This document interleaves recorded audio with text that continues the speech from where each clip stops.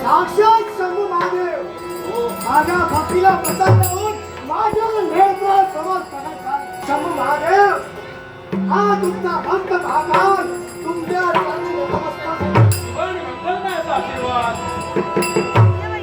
समाधान वाटले.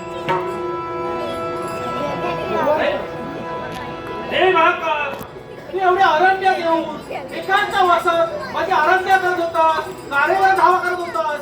त्याला एक विशिष्ट कारण आहे देवा. असं कोणतं कारण आहे देवा? प्रथम तुम्हाला वचन दे. कोणतं वचन?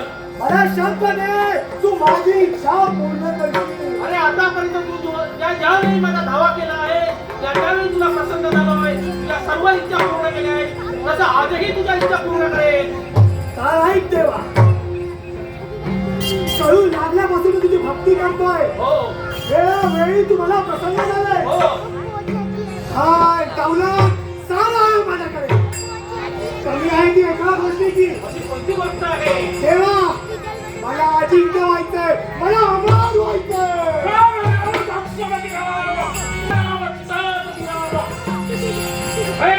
काय बोललास तू? तुला पाहिजे तुला. हो अरे या सृष्टीवर तुम्हाला नाही सर्व प्राण्यांना निश्चितच आहे. त्यामुळे ह्या वर्गात तुला कधी काही जगत नाहीये. देवा, तू मला वचन दिले होते, शब्द दिला होता मला. शब्द दिला होता तू नियतीचा विरोध मागतोय. अरे हे नियतीने ठरवलेलं आहे, त्यामुळे हा वर तुला कदापि मिळू शकत नाहीये. देवा, त्या सामुख्याने माझी इच्छा पूर्ण होत नसेल तर देवा मी तुला आव्हान करतो, सांगितलं. अरे महाकाळ, तू देवाच्या देवाला आव्हान करतोय हे लक्षात ठेव. देवा, सगळ्यांना कळू दे, देव आणि भक्तांमध्ये संघर्ष कोण जिंकतो ते. अरे मग होऊ जाऊ द्या तुझ्या आणि माझ्या मनामध्ये तुलना. अरे होऊ दे.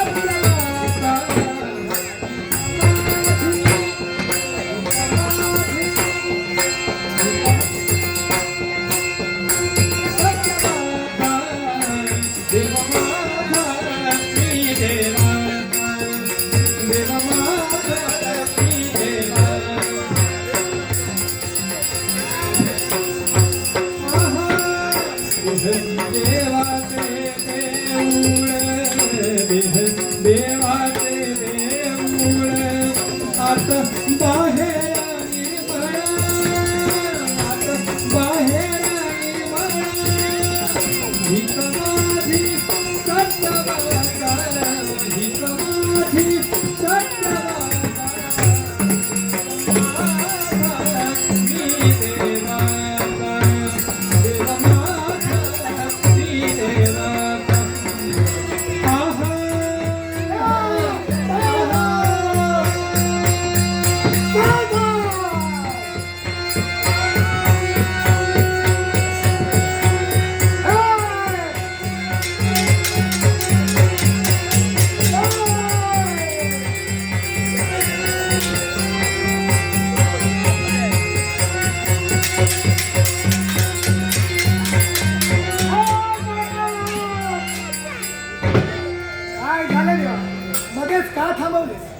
अरे माका त्यालाही तसंच कारण आहे. काय कारण आहे? अरे तुझी मी कसोटी घेत होतो आणि त्या कसोटीमध्ये तू उत्तीर्ण झालायस. म्हणजे देवा तू मला देतोयस ना वर? हो देतोय, पण पण मध्येच हा लंगडा शब्द का आणि कशा? अरे त्याला पण तसंच कारण आहे.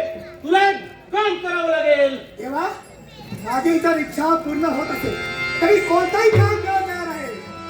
अरे मग ऐक ते, हा तुला हिमगिरी पर्वताच्या पायथ्याशी जाऊन असंख्य नागाच्या खाणीत असलेला तो अजिंक्य म्हणून मिळवायचा आहे. आणि तो का तू मिळवलास तर तू अजिंक्य आणि अगार होशील.